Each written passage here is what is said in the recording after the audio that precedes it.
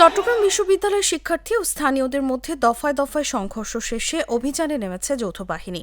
রোববার বিকেল ৪টার দিকে যৌথ বাহিনী অভিযান শুরু করেছে। এ সময় ক্যাম্পাসের আশপাশে যৌথ বাহিনীর অন্তত ১০টি গাড়ি প্রবেশ করতে দেখা গেছে। এর আগে দুপুর ১২টা থেকে বিকেল ৩:৩০ পর্যন্ত বিশ্ববিদ্যালয়ের ২ নম্বর গেট সংলগ্ন এলাকায় সংঘর্ষ হয়। পরিস্থিতি নিয়ন্ত্রণে আনতে ১৪৪ ধারা জারি করে প্রশাসন।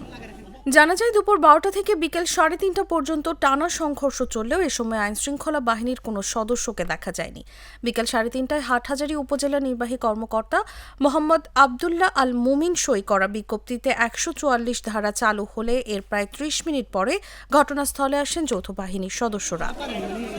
এর আগে হাটহাজারী উপজেলা নির্বাহী কর্মকর্তা মোহাম্মদ আবদুল্লাহ আল মুমিন সই করা বিজ্ঞপ্তিতে বলা হয়, জননিরাপত্তা ও শিক্ষার্থীদের শান্তিপূর্ণ পরিবেশে ফিরিয়ে আনতে বিশ্ববিদ্যালয়ের ২ নং গেট থেকে পূর্ব দক্ষিণ সীমান্ত পর্যন্ত এলাকায় ১৪৪ ধারা জারি করা হয়েছে।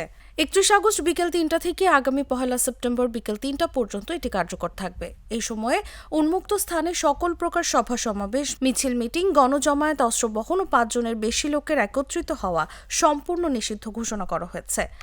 জানা যায়, সংঘর্ষে এখন পর্যন্ত প্রায় প্রভিসি প্রক্টর সহ ২০০ শিক্ষার্থী আহত হয়েছেন। আহতদের অধিকাংশই দেশীয় অস্ত্রের দ্বারা আঘাতপ্রাপ্ত ও রক্তাক্ত।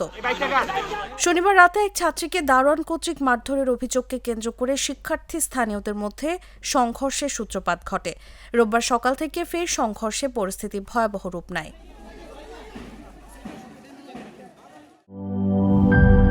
শিয়া বাটার ও ভিটামিন সমৃদ্ধ লিলি বিউটি সোপ, তারুণ্যময় উজ্জ্বল ত্বকের জন্য।